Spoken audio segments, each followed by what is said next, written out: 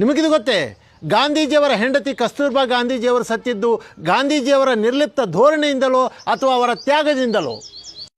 ಗಾಂಧೀಜಿ ಮತ್ತು ಕಸ್ತೂರ್ಬಾ ಗಾಂಧೀಜಿಯವರನ್ನು ಆಗಾ ಖಾನ್ ಅರಮನೆಯಲ್ಲಿ ಗೃಹಬಂಧನದಲ್ಲಿಟ್ಟಾಗ ಗಾಂಧೀಜಿಯವರ ಹೆಂಡತಿ ಕಸ್ತೂರ್ಬಾ ಗಾಂಧೀಜಿಯವರು ಬ್ರಾಂಕಿಯಲ್ ನ್ಯೂಮೋನಿಯಾಗೆ ತುತ್ತಾಗ್ತಾರೆ.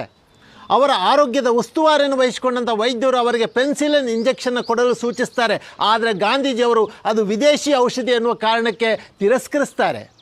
ನತದೃಷ್ಟೇ ಕಸ್ತೂರ್ಬಾ ಗಾಂಧೀಜಿಯವರು ನ್ಯೂಮೋನಿಯಾದಿಂದ ಅಸುನೀಗ್ತಾರೆ. ಇದಾದ ಒಂದು ವಾರದಲ್ಲೇ ಮಲೇರಿಯಾ ಜ್ವರದಿಂದ ಬಳಲುತ್ತಿದ್ದ ಗಾಂಧೀಜಿಯವರಿಗೆ ವೈದ್ಯರು ಕ್ವಿನೈನ್ ಎನ್ನುವ ವಿದೇಶಿ ಔಷಧಿಯನ್ನು ಸೂಚಿಸಿದಾಗ ಗಾಂಧೀಜಿಯವರು ಆ ಇಂಜೆಕ್ಷನನ್ನು ಪಡೆದು ಗುಣಮುಖರಾಗ್ತಾರೆ. ಗೃಹ ಬಂಧನದಿಂದ ಬಿಡುಗಡೆ ಆದಂಥ ಗಾಂಧೀಜಿಯವರು ಪ್ರಕಾಶ್ 120 ಎನ್ನುವ ವಿದೇಶಿ ವಾಹನದಲ್ಲಿ ಪ್ರಯಾಣ ಮಾಡಿ ಮತ್ತೆ ಚಳವಳಿಯಲ್ಲಿ ಭಾಗವಹಿಸ್ತಾರೆ.